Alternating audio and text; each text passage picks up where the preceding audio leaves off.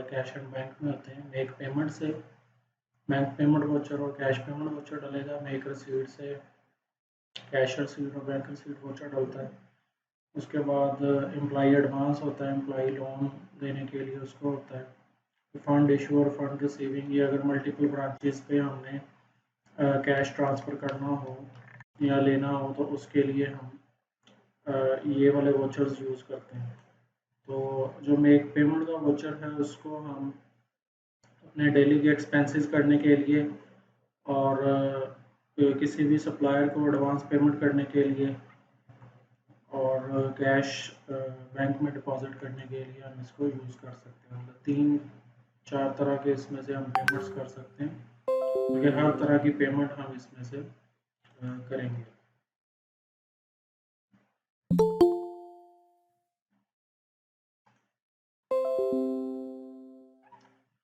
तो ये payment voucher होता है।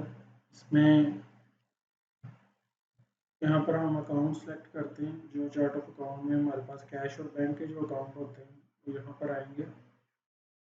कैश और बैंक के सिर्फ अकाउंट्स ही यहाँ पर आते हैं। अगर हम कैश से पेमेंट कर रहे हैं तो हम कैश अकाउंट सेलेक्ट कर लेंगे। उसके लिए हम सेलेक्ट करेंगे कैश पेमेंट वाउचर, और उसके अलावा यहाँ पर हम रेफरेंस नंबर को इतना डाल सकते हैं। मेमो में जो हमने पेमेंट करनी है वो डाल सकते हैं। तो अगर हमने सप्लायर को पेमेंट करनी है तो यहाँ से एंटिटी हम सेलेक्ट कर लेंगे। एंटिटी में सप्लायर को या वेंडर को हम सेलेक्ट कर लेंगे। जैसे ये है वेंडर है, तो इसके आगे जो अकाउंट है वो खुद ही आ जाएगा, अकाउंट पेबल। और यहाँ हम नरेशन में लिख सकते हैं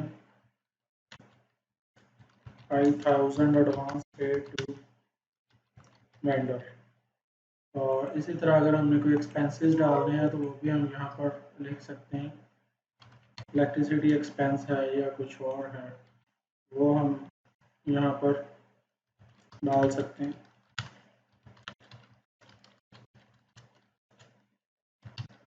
तो नरेशन लिखेंगे साथ साथ, और इसकी जो कैश के अकाउंट की जो नरेशन है वो हम यहाँ पर डालेंगे ऊपर मेमो में। वो इकट्ठी नरेशन हम डाल सकते हैं। 5000 paid to vendor, electricity expense 4500 and bank deposit 5000। अब एक और ट्रांजैक्शन हम यहाँ से कर सकते हैं कि बैंक में भी डिपॉजिट कर सकते हैं। हमारे जो बैंक है जैसे फैसल बैंक है उसमें हम 5000 डिपॉजिट कर रहे हैं, तो ये वाले जो सारे अकाउंट है नीचे वाले ये डेबिट होंगे, ऊपर वाला जो अकाउंट है ये कैश इन हैंड है वो क्रेडिट होगा। 5000 डिपॉजिटेड टू फैसल बैंक। अब ये जो नरेशन है ये नीचे वाले अकाउंट्स के सामने आएगी, ये जो नरेशन है ये कैश अकाउंट के सामने आएगी, क्योंकि वो एक दफ़ा ही क्रेडिट होगा, ये अलग अलग डेबिट होंगे सारे।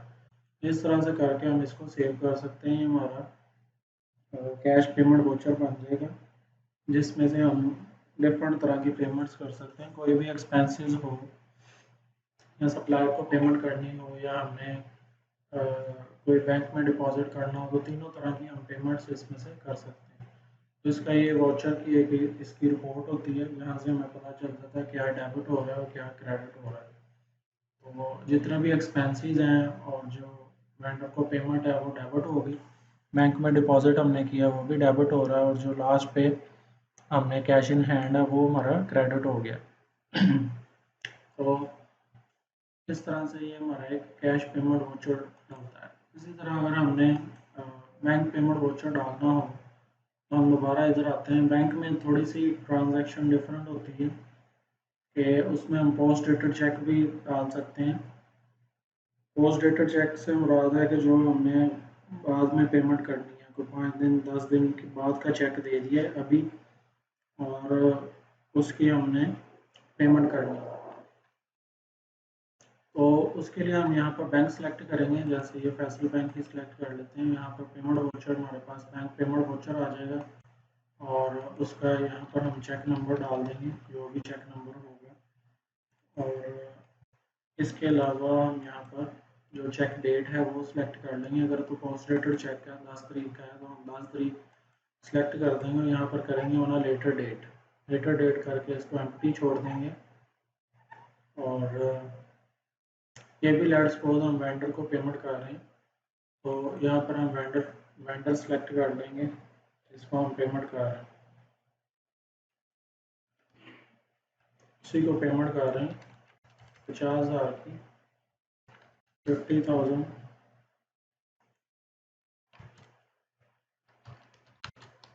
Post dated cheque to vendor. तो इसकी यहाँ पे इस तरह से हम नरेशन लिख लेंगे, वही इधर भी कॉपी कर देंगे। तो अब हमने इसको दिया ऑन लेटर डेट, अगर तो हम रखें ऑन द सेम डेट, तो सेम डेट जो आज की डेट है उसी में ये क्लियर हो जाएगा। लेकिन अगर ऑन द लेटर डेट करेंगे तो ऑन अ लेटर डेट में ये इसकी जो अकाउंटिंग है मिडल अकाउंट में इसको ले जाएगा। अभी हम इसकी देखते हैं अकाउंटिंग क्या हो रही है। इसकी अकाउंटिंग लाइन हमें यहाँ से भी पता चलती हैं, यहाँ से भी हम इसकी अकाउंटिंग देख सकते हैं। तो इसको ये ले जाएगा आउटवर्ड क्लियरिंग चेक में क्रेडिट, अकाउंट पेएबल डेबिट। तो अकाउंट पेएबल जो सप्लायर का अकाउंट था वो तो डेबिट हो गया, लेकिन जो हमारा बैंक का अकाउंट था वो क्लियर क्रेडिट नहीं हुआ, वो आउटवर्ड क्लियरिंग चेक में इसको लेकर गया। तो जब हमारी वो 10 तारीख आ जाएगी तो हम इसको यहाँ पर आकर जब करेंगे क्लियर, तो ये इसी एंट्री को दोबारा कर देगा, बैंक क्रेडिट कर देगा, आउटवर्ड क्लियरिंग चेक को डेबिट कर देगा। अभी अगर हमने इसकी रिपोर्ट देखनी हो तो हम आउटवर्ड पोस्ट डेटेड चेक्स की रिपोर्ट यहाँ से देख सकते हैं, जो भी हमने डाले हुए हैं। तो हमारे पास वो जो अभी पोस्ट डेटेड चेक्स हैं वो यहाँ पर आ जाएंगे। ये अभी हमने जो डाला post dated cheque Sheikhu steel Faisal bank का, ये चेक नंबर 10 तारीख डेट है उसका। तो लेट्स सपोज अगर हम आज ही उसको कहते हैं कि क्लियर हो गया, आज की डेट में अगर क्लियर हो गया, तो इसको हम एडिट करके इसकी दोबारा जो क्लियरिंग डेट है वो हम डाल देंगे। इसको लेट्स सपोज मैं कल की डेट डाल देता हूँ, तो इसकी एंट्री दोबारा से एक और एंट्री क्रिएट कर देगा।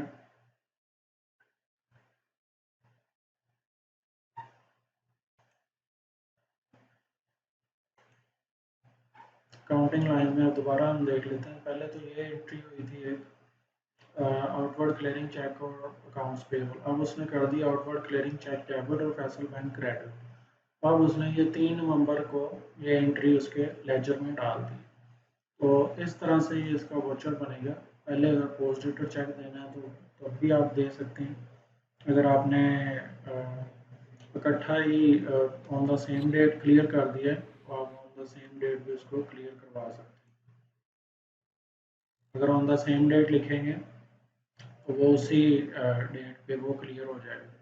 इसकी 2 तरह की रिपोर्ट्स होती हैं कि ये बैंक पेमेंट वाउचर है, इसमें सिर्फ अमाउंट आती है और किसको पे किया वो होता है, डेबिट कार्ड नहीं होता। दूसरा ये वाउचर होता है, ये डेबिट कार्ड की शक्ल में होता है कि कौन सा अकाउंट डेबिट हो रहा है कौन सा क्रेडिट हो रहा है, वो उधर से पता चल जाता है। तो ये 2 तरह की एंट्रीज हम यहाँ से कर सकते हैं। उसके बाद मेक रसीट होती है, इसमें से हम अगर लेट्स सपोज बैंक में से पैसे निकलवाए हैं हमने, तो वो एंट्री यहाँ से कर सकते हैं, कैश विथड्रॉ कराया बैंक से, और अगर किसी कस्टमर से पेमेंट आई है एडवांस में तो वो हम यहाँ से ले सकते हैं, कस्टमर से पेमेंट भी हम यहाँ से रिसीव कर सकते हैं। तो वो 2 तरह के वाउचर्स ही हम डाल सकते हैं, कैश रिसीट वाउचर और बैंक रिसीट वाउचर। अगर हमने कैश में ली है पेमेंट तो हम यहाँ से सिलेक्ट करेंगे कैश रिसीट वाउचर और इसकी एंट्री फिर सिलेक्ट करेंगे कस्टमर की। ये ABS डेवलपर्स है कस्टमर, आगे इसका खुद ही ये अकाउंट यहाँ पर आ जाएगा।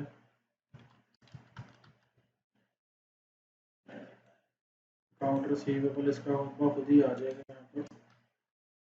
अब इसमें 5,000 हमने इसको डिपॉजिट करवाया, 5,000 received from कस्टमर। और दूसरी एंट्री हम लेट्स सपोज करते हैं कि बैंक में से हमने पैसे निकलवाए हैं, तो हम फिर इधर फैसल बैंक ही सिलेक्ट कर लेते हैं, 30,000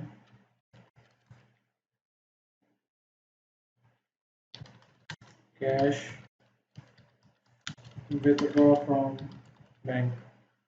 तो ये दोनों नरेशन भी हम यहाँ पर लिख सकते हैं ऊपर भी, क्योंकि हमारे वो कैश के जो लेजर है उसमें भी ये फिर नरेशन आएगी।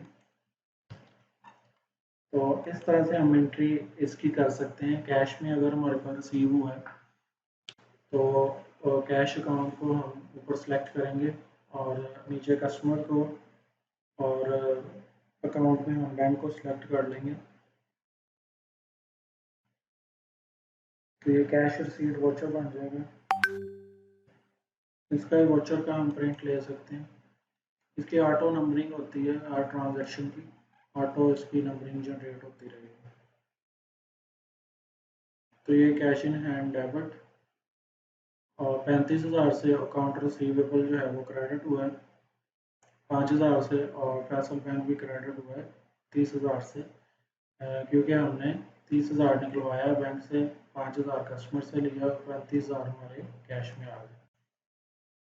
तो ये एक वोचर होता है कैश रिसीट वोचर। इसी तरह इसी में हम बैंक रिसीट वोचर भी डाल सकते हैं।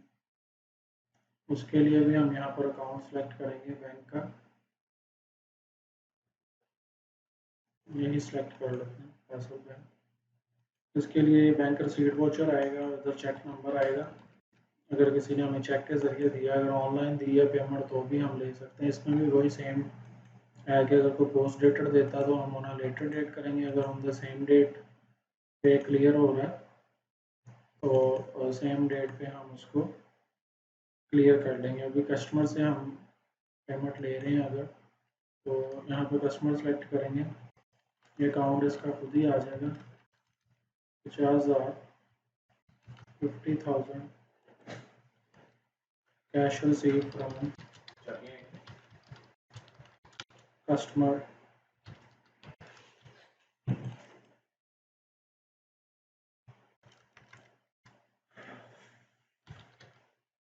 $50,000 चेक रिसीव फ्रॉम कस्टमर यहाँ पर हम लिख देंगे, ये भी चेक आया है उससे। तो इसको सेव करेंगे तो बैंक रिसीट वोचर ये हमारे पास डल जाएगा। ये मैंने ऑन द सेम डेट किया है, तो ऑन द सेम डेट से ये जो है बैंक को फौरी तौर पे डेबिट कर देगा और अकाउंट रिसीवेबल को क्रेडिट कर देगा, जिस तरह से यहाँ पर हो रहा है। इसका वोचर अगर हम देखना चाहें तो यहाँ से देख सकते हैं कि बैंक डेबिट हो गया और अकाउंट रिसीवेबल कस्टमर क्रेडिट हो गया। अब ये दो तरह के वोचर्स हमने डाल दिए यहाँ से, bank payment voucher, cash payment voucher, cash receipt voucher और बैंक रिसीट वोचर। तो उसके बाद होता है एम्प्लॉई के वोचर्स भी यहाँ से डालते हैं, एम्प्लॉई एडवांस और एम्प्लॉई लोन। अगर किसी को एम्प्लॉई को एडवांस देना है तो वो भी हम यहाँ से डाल सकते हैं।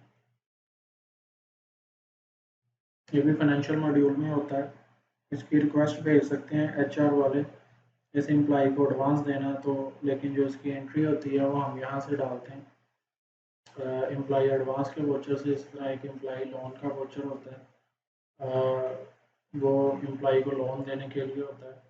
एडवांस जो होता है वो सैलरी के अगेंस्ट ही डिडक्ट हो जाता है, काट लिया जाता है, लेकिन जो लोन होता है वो लॉन्ग टर्म के लिए या लंबे अरसे के लिए होता है, जो एम्प्लॉई आहिस्ता आहिस्ता डिडक्ट करवाते रहते हैं। तो इसके लिए इस तरह से वोचर टाइप होती है एम्प्लॉई एडवांस की। इसके लिए भी हम बैंक से भी दे सकते हैं और कैश से भी दे सकते हैं इसको। यहाँ पर हम यही अकाउंट यूज़ करेंगे और इसकी डेट आ जाएगी, ड्यू डेट होती है कि किस महीने पे उसने कटवाना है। और 30 नवंबर मैंने डाल दिया। तो इसकी टाइप जो है एडवांस टाइप, वो सैलरी एडवांस होगी। यहाँ पे एम्प्लॉई सेलेक्ट करेंगे, एम्प्लॉई हम देख लेते हैं कोई ओपन है यहाँ पर कि नहीं। और अभी इसमें एम्प्लॉई मेरा ख्याल कोई ओपन नहीं है, तो एम्प्लॉई इसका ओपन करके यहाँ से हम सिर्फ एम्प्लॉई सेलेक्ट करेंगे, उसकी अमाउंट डाल देंगे, तो ये वोचर इस तरह इसका सेव हो जाएगा। तो ये एम्प्लॉई एडवांस का होता है, ये एम्प्लॉई के एडवांस अकाउंट में जाता है और जो दूसरी तरफ से जो कैश होता है वो क्रेडिट हो जाता है। एक एम्प्लॉई ओपन है, इसको हम डाल देते हैं एम्प्लॉई एडवांस पेमेंट।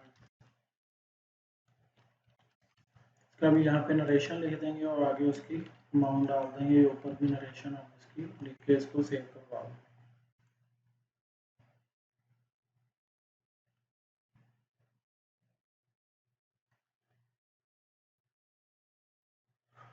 तो ये एक वाउचर होता है एम्प्लॉई एडवांस का।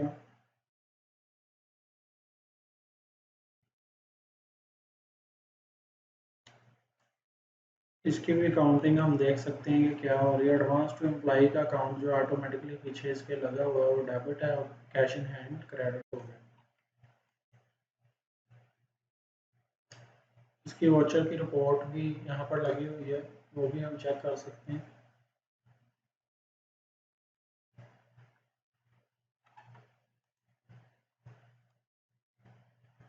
इस तरह से एक एम्प्लॉई लोन का वाउचर होता है जिसमें उसको हम लोन देते हैं। वो वाला भी वाउचर हम चेक कर लेते हैं अभी।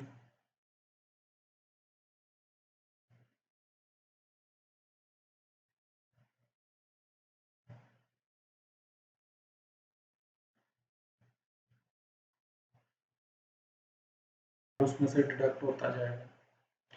तो ये सेम लाइक जिस तरह के एम्प्लॉई एडवांस है उसी तरह का वाउचर होता है। इसमें जस्ट हम एक वो बता देते हैं कि वो मंथली कितने पैसे कटवाएगा। इसके लिए अलग अकाउंट होता है पीछे एम्प्लॉई लोन का, वो डेबिट हो जाता है और जो कैश इन हैंड है वो क्रेडिट हो जाता है। इसके भी डिडक्शन डेट, स्टार्ट डेट हम बताएंगे कि किस डेट को स्टार्ट हो रहा है। और यहाँ पर हम जो लोन टाइप है वो बताते हैं कि सैलरी लोन जो है वो ये ले रहा है। और यहाँ पर फिर हम एम्प्लॉई सेलेक्ट करने के बाद उसकी टोटल अमाउंट बताएंगे 10,000 और जो पर मंथ डिडक्शन है वो कितनी है। और 2,000 अगर हम रखते हैं तो 5 महीने में ये ख़त्म हो जाएगा। अगर हम 2500 रखते हैं तो हर महीने वो 2500 काटता रहेगा। लोन पेड टू एम्प्लॉई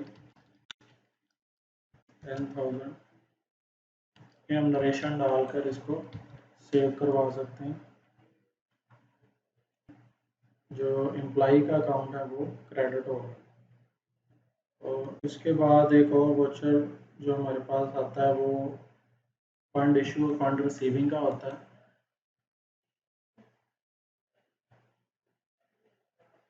ये होता है अगर दो ब्रांचेज हैं हमारी, मल्टीपल ब्रांचेज है या मल्टीपल सब्सिडरीज हैं और एक लोकेशन से दूसरी लोकेशन में हमने कुछ फंड्स भेजने हैं, उसके लिए ये हम यूज़ करते हैं।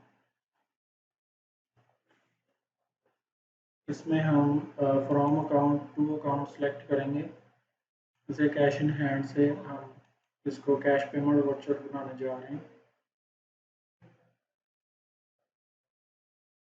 फ्रॉम लोकेशन हेड ऑफिस है और हम इसको फैक्ट्री स्टोर में 5,000 या 50,000 जो है वो भेजना चाह रहे हैं। कहते हैं कि 50,000 हमने ट्रांसफ़र किए, 50,000 cash transfer from head office to factory.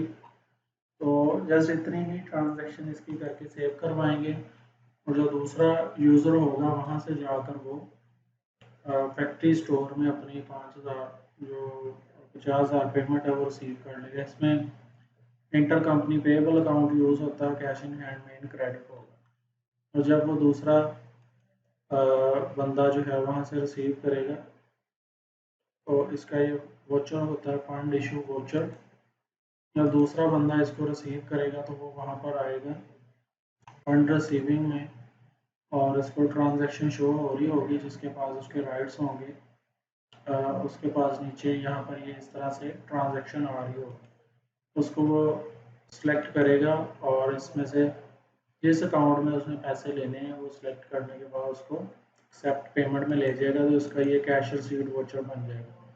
Let's suppose उसने पेटी कैश अकाउंट में लिया तो इसको सिलेक्ट करके एक्सेप्ट पेमेंट कर देगा। तो ये उसके कैश रिसीट जो वाउचर है हमने आगे स्टडी किया है उसमें ये अमाउंट ले जाएगा, उसकी एक वोचर क्रिएट हो जाएगा और ऑटोमेटिकली उसके कैश में जो 5,000 या 50,000 जो है वो उसकी अमाउंट रिफ्लेक्ट करेगी। ये अभी जो वोचर हमने डाला है यहाँ पर आ गया 50,000।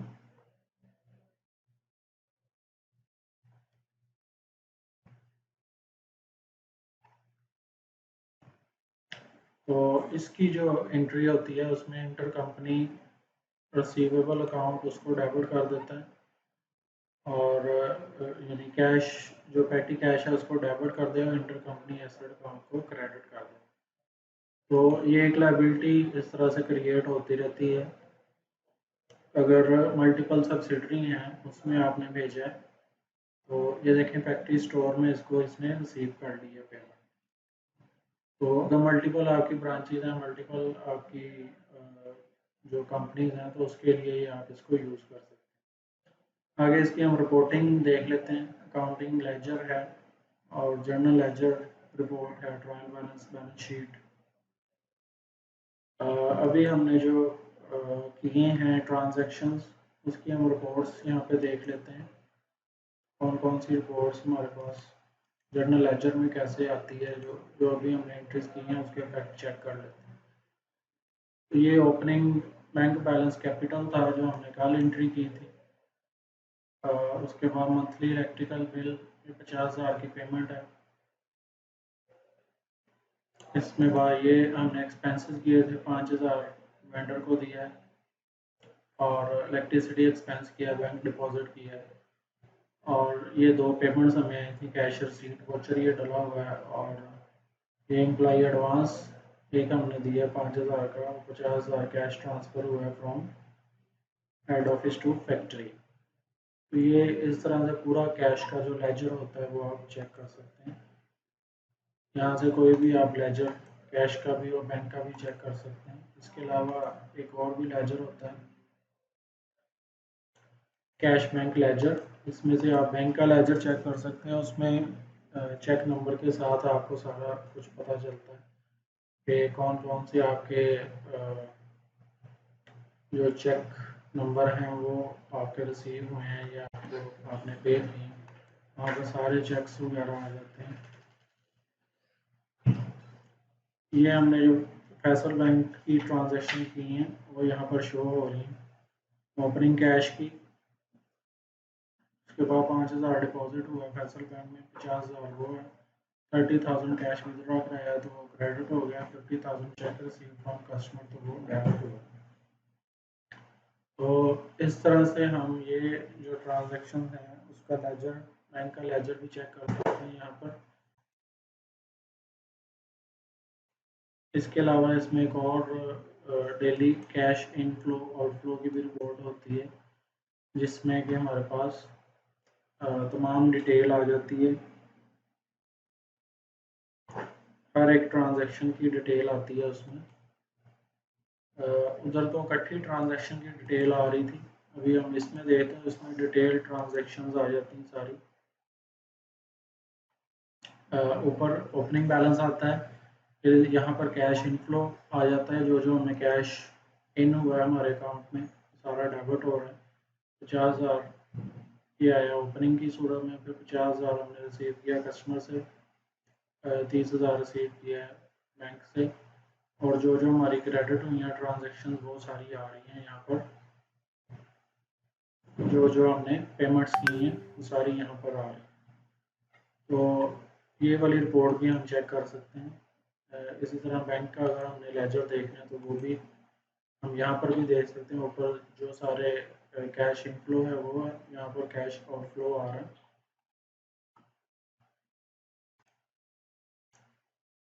इसके अलावा इसमें डेली एक्सपेंसेस की रिपोर्ट होती है, वो भी हम चेक कर सकते हैं कि डेली के हमारे जो एक्सपेंस हैं वो कौन कौन से हो रहे हैं और उसमें क्या क्या हमारे पास, जैसे इलेक्ट्रिसिटी एक्सपेंस है तो सारे ये एक्सपेंसेस की रिपोर्ट आ रही है जौन जौन से हमने एक्सपेंस किए हैं यहाँ पर। तो सब एक्सपेंसेस के कोड भी यहाँ पर आएंगे।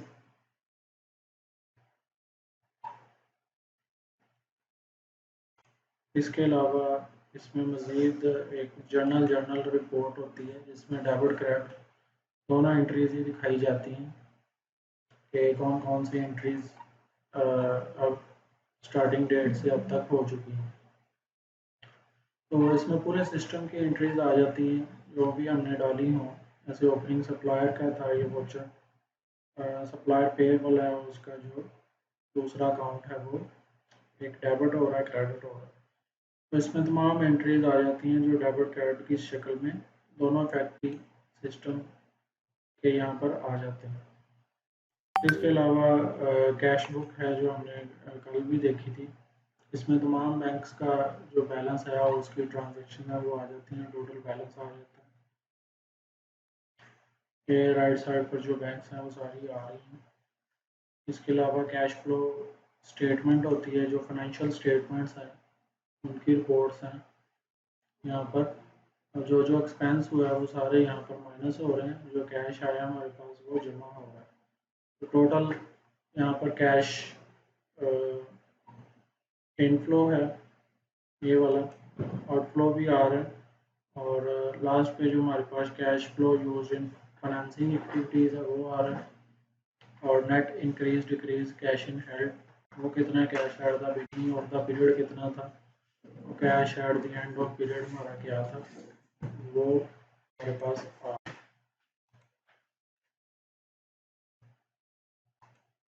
इसके अलावा इसमें बैलेंस शीट की और प्रॉफिट एंड लॉस की ट्रायल बैलेंस की भी रिपोर्ट होती है, जो कि हम देख सकते हैं।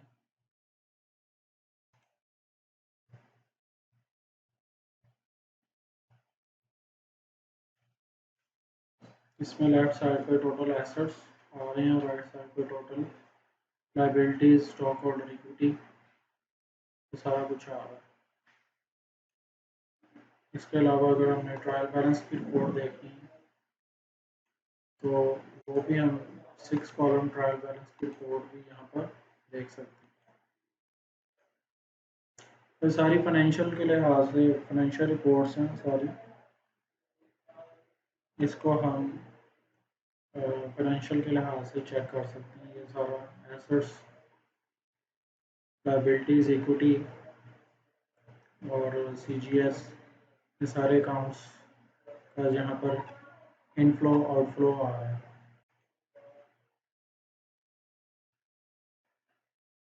और इसके अलावा एक वर्किंग कैपिटल की भी रिपोर्ट होती है। ये एसेट्स लेस लाइबिलिटीज, तो बाकी हमारे पास अमाउंट बचती है वो हमारी वर्किंग कैपिटल होती है। लेफ्ट साइड पे एसेट आ जाते हैं, राइट साइड पे लाइबिलिटीज है, तो जो बाकी अमाउंट बचती है वो हमारा वर्किंग कैपिटल होता है, उसकी ये रिपोर्ट होती है। और इसी तरह एक हमारे पास प्रॉफिट एंड लॉस की भी रिपोर्ट होती है, जिसमें कि हमारे पास जो जितना प्रॉफिट ऊपर इनकम आ जाती है, नीचे एक्सपेंसेस हैं, और उनका फिर जो डिफरेंस होता है वो हमारे पास प्रॉफिट या लॉस की शक्ल में नीचे शो हो रहा होता है।